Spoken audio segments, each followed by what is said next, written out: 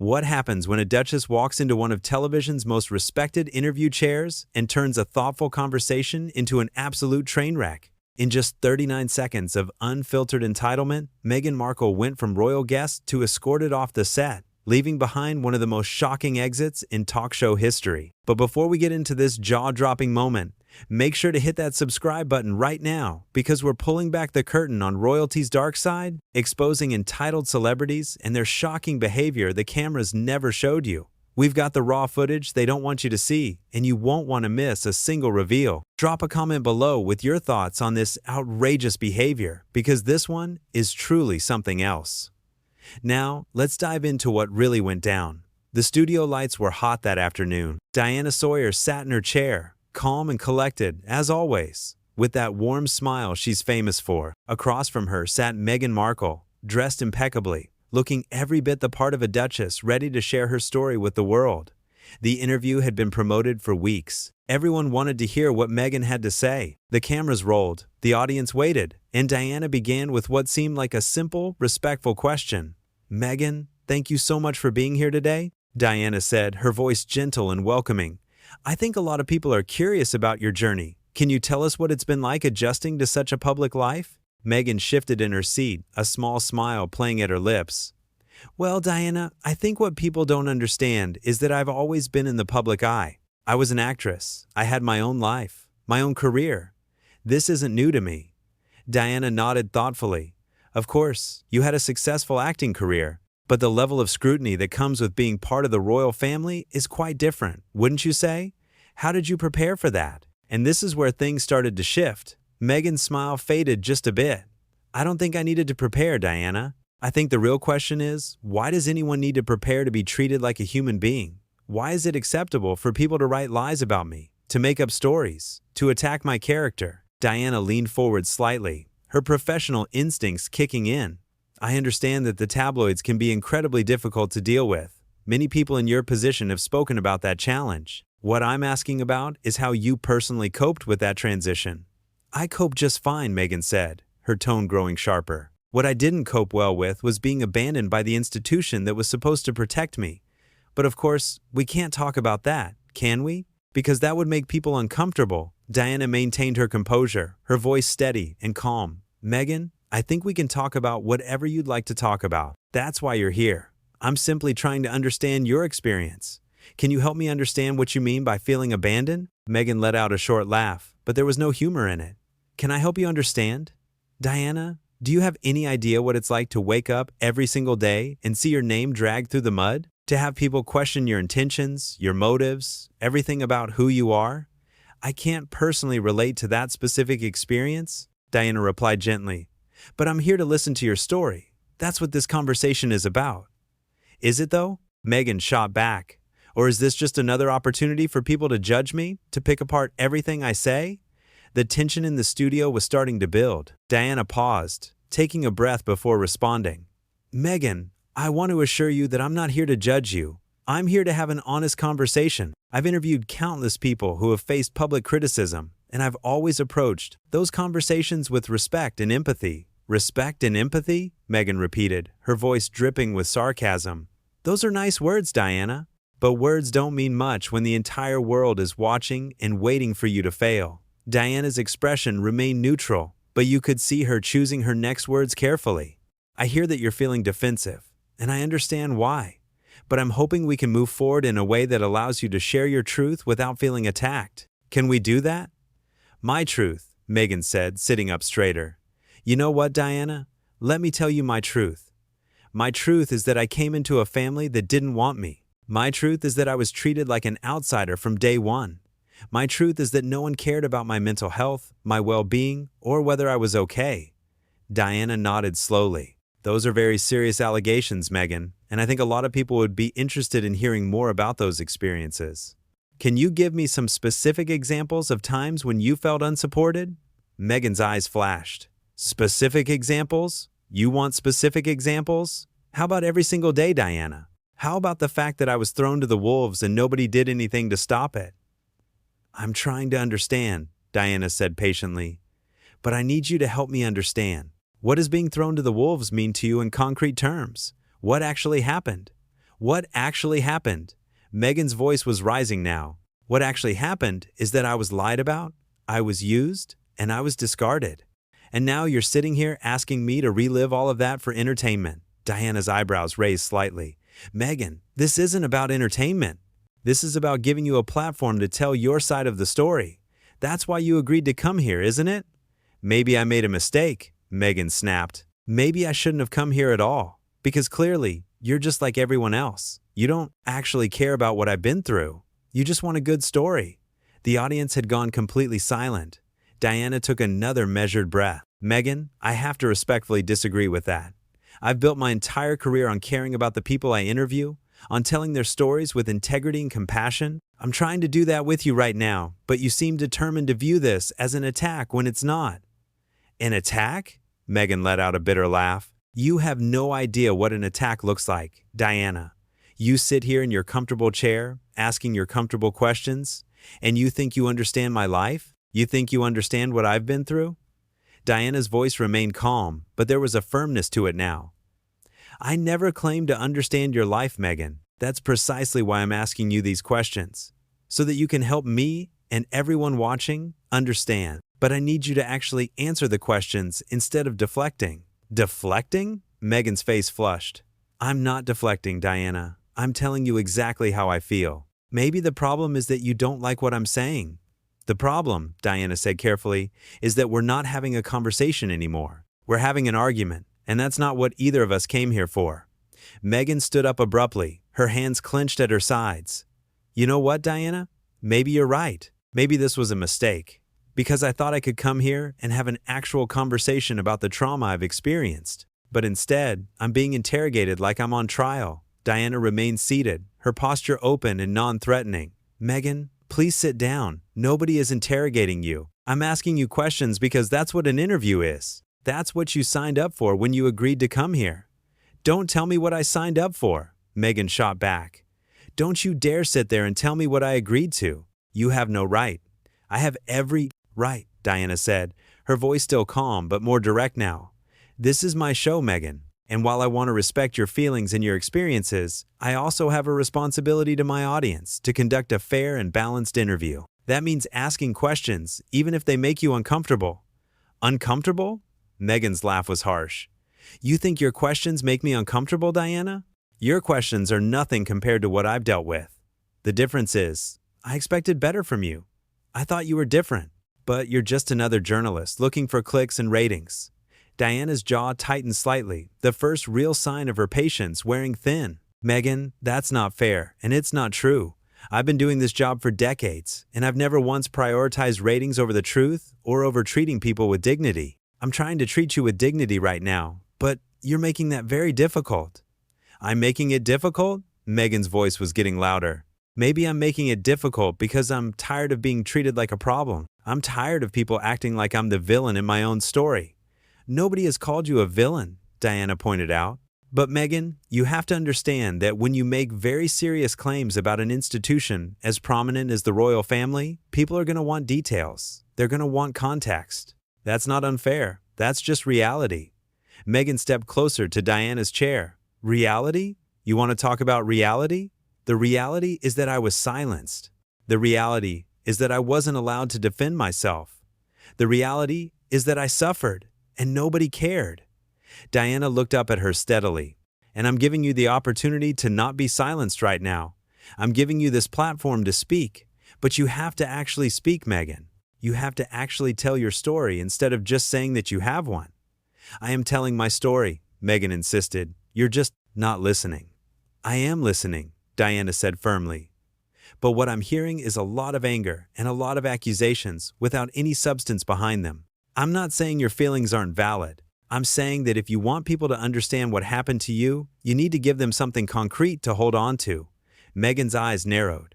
So now my feelings aren't enough? Now I need to prove to you that I suffered? That's not what I said, Diana replied, keeping her tone even. What I'm saying is that in order to have a productive conversation, we need specifics. We need examples. We need more than just sweeping statements about how badly you were treated. Sweeping statements? Meghan's voice cracked slightly. That's what you think this is? Diana, I'm trying to tell you that I was in pain.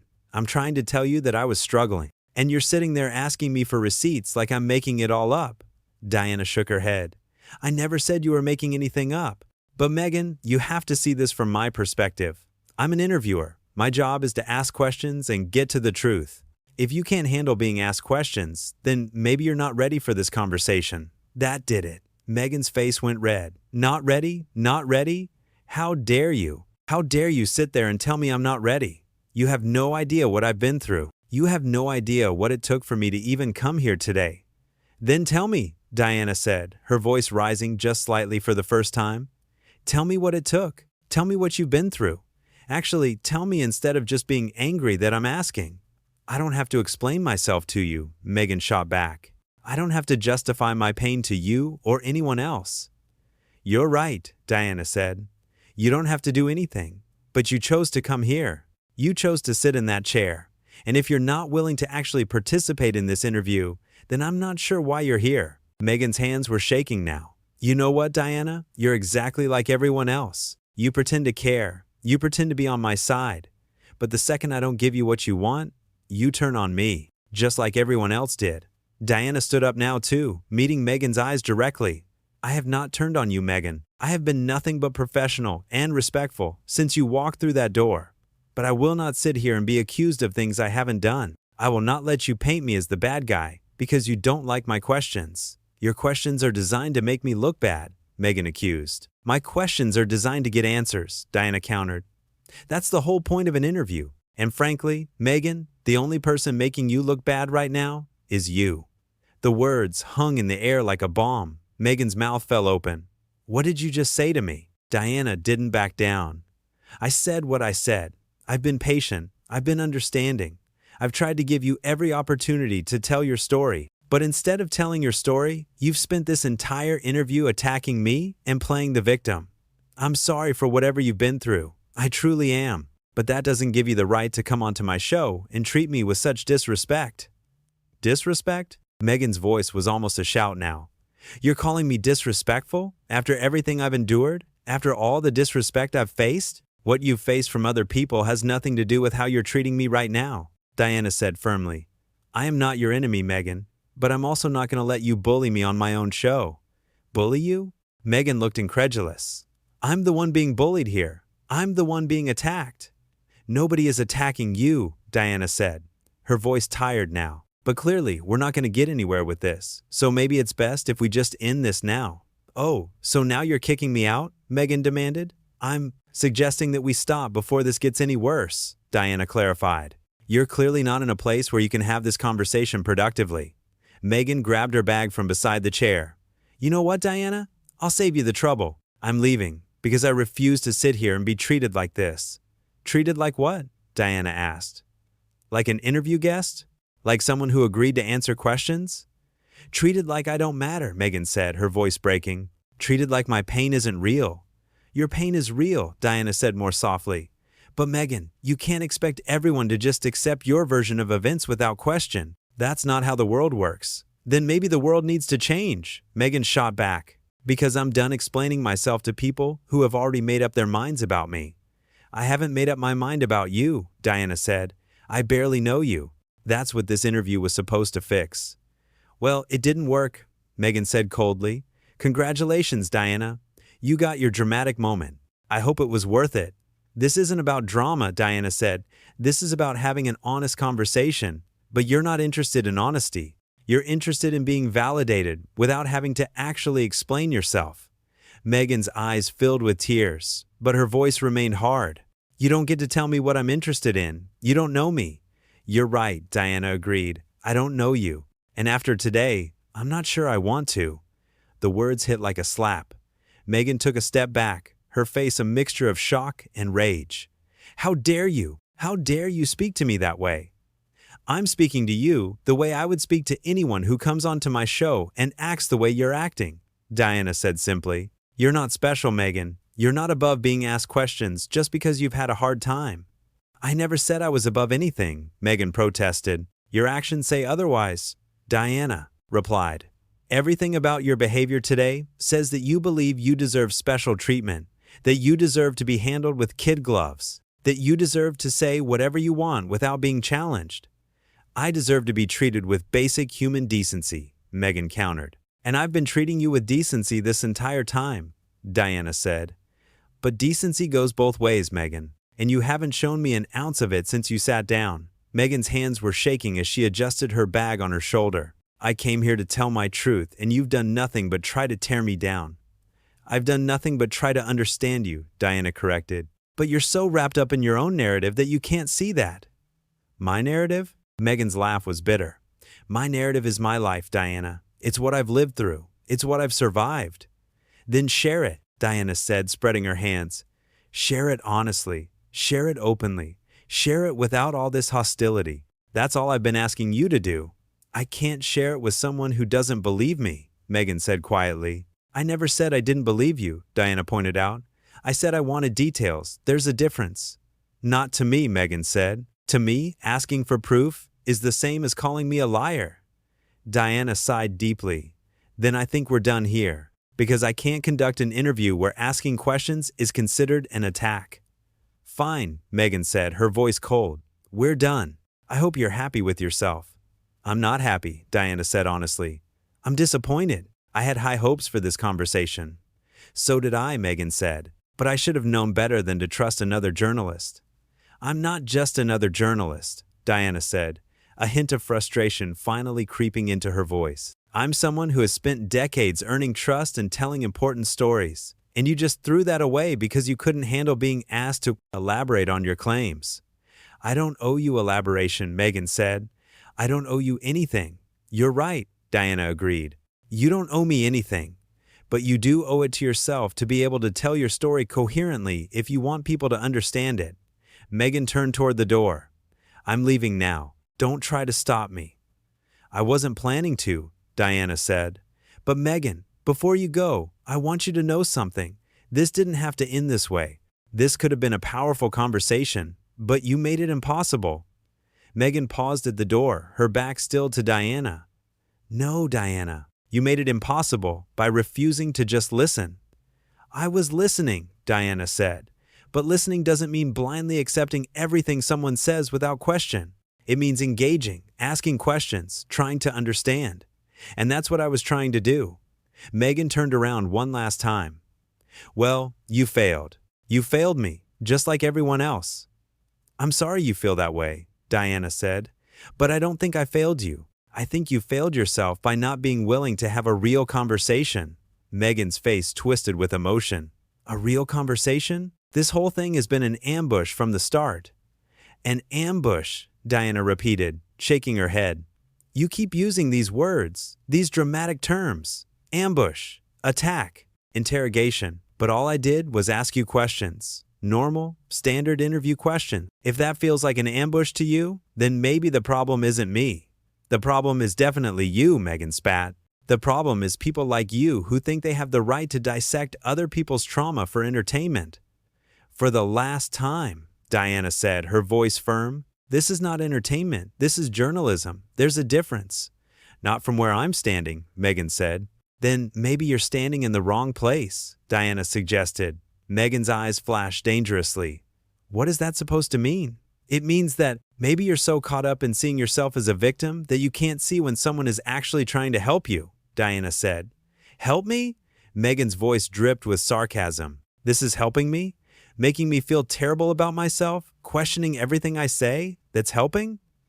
I haven't questioned everything you've said, Diana corrected. I've asked for clarification. There's a difference. You keep saying there's a difference, Meghan said, but it doesn't feel different to me. Then that's a you problem, Diana said bluntly, because I can't control how you interpret my questions. I can only control what I ask and how I ask it, and I've been nothing but professional. Professional, Meghan scoffed. Is it professional to tell a guest they're making themselves look bad? It is when it's true, Diana said.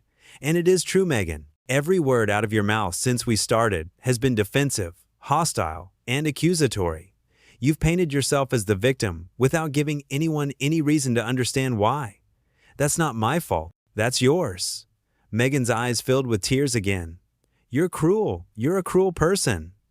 I'm honest, Diana said. And sometimes honesty feels cruel when you're not ready to hear it.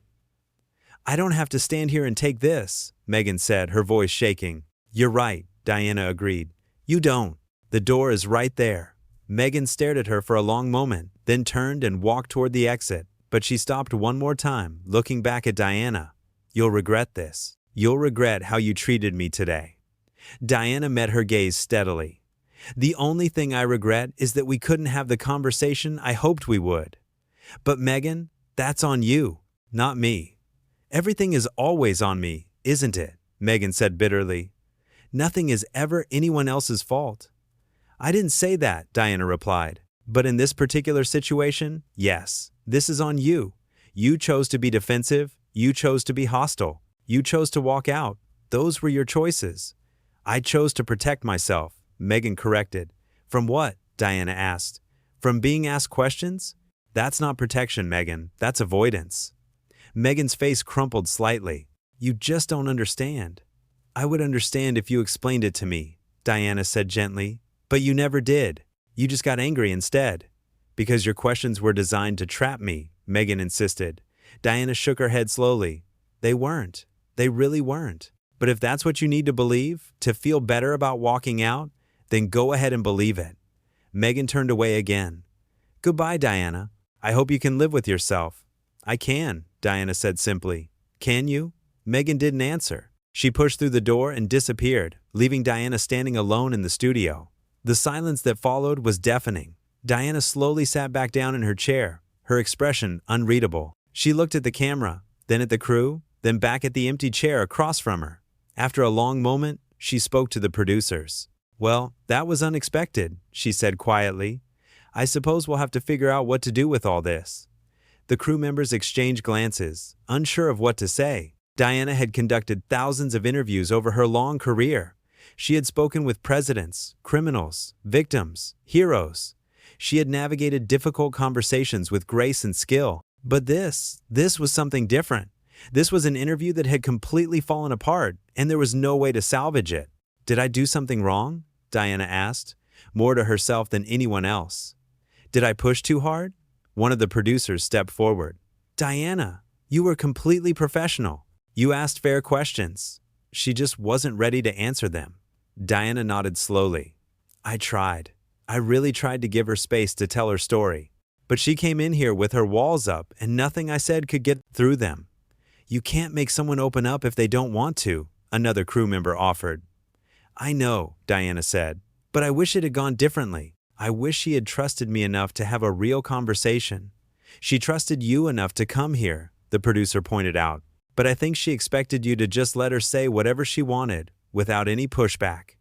That's not an interview, Diana said. That's a monologue, and that's not what I do. We know, the producer assured her.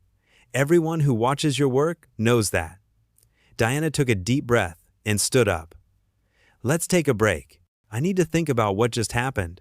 As the crew began to disperse, Diana walked over to the window and looked out at the city. Somewhere out there, Meghan was probably calling her friends, her team, anyone who would listen, telling them about how badly she had been treated, about how Diana had ambushed her, about how unfair the whole thing had been. But Diana knew the truth. She had done her job. She had asked the questions that needed to be asked. She had given Meghan every opportunity to share her story in a meaningful way, and Meghan had chosen not to take it. Sometimes, Diana thought, people aren't ready to tell their story. Sometimes they think they are, but when the moment comes, they realize they're still too angry, too hurt, too defensive. And that's okay. That's human. But it doesn't make for a good interview. Diana turned away from the window. She had a decision to make now. Would they air any of this footage? Would they address what happened? Or would they simply move on and pretend the interview never took place? Those were questions for later. Right now, all Diana could do was reflect on what had just transpired and try to understand where things had gone so wrong. The truth was, she had seen Meghan's defensiveness from the very first question. She had recognized it, understood it even, but she had hoped that with time and patience, Meghan would relax, would open up, would trust her enough to have a real conversation. That hadn't happened. Instead, things had escalated. Every question had been met with suspicion. Every attempt to dig deeper had been interpreted as an attack. And eventually, the whole thing had collapsed under the weight of Meghan's unwillingness to engage. Diana didn't blame her entirely. She understood that Meghan had been through a lot. She understood that the public scrutiny had been intense and often unfair. She understood that trusting a journalist, any journalist, probably felt impossible after everything that had been written about her. But understanding someone's pain doesn't mean accepting their behavior. And Meghan's behavior today had been unacceptable. She had been rude, hostile, and ultimately unwilling to participate in the very interview she had agreed to do. Diana sighed and rubbed her temples. This was going to be a story, whether she wanted it to be or not. The minute Meghan walked out of that studio, the narrative was set. People would talk, they would speculate, they would take sides, and Diana would have to live with whatever came next. But at least she could live with herself. At least she knew she had done nothing wrong. She had been fair, she had been professional, and she had tried her best to create a space for Meghan to share her truth. If Meghan couldn't do that, well, that wasn't Diana's fault. The show would go on. Diana would continue doing what she had always done, conducting interviews with integrity and honesty. And this moment, this bizarre, uncomfortable train wreck of an interview, would eventually fade into the background. But it would never be forgotten, not by Diana, not by the crew who witnessed it, and certainly not by anyone who would eventually see the footage. Because in those 39 seconds, when everything fell apart, when Meghan's composure finally cracked completely and she stormed toward the door, television history was made. Not in a good way, not in a way anyone wanted, but in a way that would be talked about for years to come. Diana walked back to her chair and sat down one more time. She looked at the empty seat across from her and shook her head slowly. What a waste, she thought. What an absolute waste of an opportunity. But that was show business. Sometimes things worked out perfectly. Sometimes they didn't work out at all. And sometimes, like today, they went so spectacularly wrong that all you could do was watch it happen and hope that somewhere, somehow, there was a lesson to be learned. For Diana, the lesson was clear. You can't force someone to be vulnerable. You can't make someone trust you. And you can't conduct an interview with someone who views every question as an attack. All you can do is try your best and let the pieces fall where they may. And that's exactly what Diana had done.